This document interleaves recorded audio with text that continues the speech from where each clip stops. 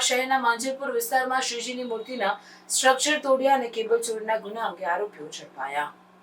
તારીખ 1/7/2025ની મોડી રાત્રિથી લઈ 2/7/2025ના 7 કલાક વાગ્યા દરમિયાન માંજલપુર લક્ષ્મીનારાયણ મંદિર પાસે આવેલ ખુલ્લી જગ્યામાં ગણેશ પંડાલમાં ગણેશજીની મૂર્તિના સ્ટ્રક્ચરને લઈ કોઈ અજાણ્યા ઈસમે નુકસાન પહોંચાડેલ હોય જે અંગે સદર ઈસમને શોધી કાઢવા સૂચના કરેલ. જે સૂચના આધારે લો એન્ડ ઓર્ડર ટીમને મળેલ અંગત બાતમી આધારે એક ઈસમ શંકાસ્પદ હાલતમાં પકડી અત્રેની હાજરી બાબતે પૂછતા કોઈ સંતોષકારક જવાબ આપેલ નહીં અને પોલીસ સ્ટેશન લાવી પૂછપરછ કરતા પોતાના મિત્ર ધવલ ગોવિંદભાઈ પાટણવાડિયાની સાથે ગઈ તારીખ 21/6/2025ના રોજ ચોરી કરેલ સબમર્સિબલ કેબલ વાયરો માંજલપુર લક્ષ્મીનારાયણ મંદિર પાસે આવેલ ખુલ્લી જગ્યામાં મૂકી તેને સંતાડવા માટે ડાઈ મૂકવા બાબતે ગણેશ મૂર્તિકાર સાથે ઝઘડો થયેલ, જેની અદાવત રાખી અમુક બંને સ્ટ્રક્ચરને નુકસાન પહોંચાડેલ હોવાનું જણાવેલ અને સદર મૂર્તિકારની ફરિયાદ BNS કલમ 324 અને 54 મુજબની લેવામાં આવેલ. જે આધારે પકડાયેલ આરોપીને અત્રે લાવી પૂછપરછ કરતા પોતાના મિત્ર ધવલ ગોવિંદભાઈ પાટણવાડિયા સાથે ચોરી કરેલ સબમર્સિબલ કેબલ વાયરો માંજલપુર લક્ષ્મીનારાયણ મંદિર પાસે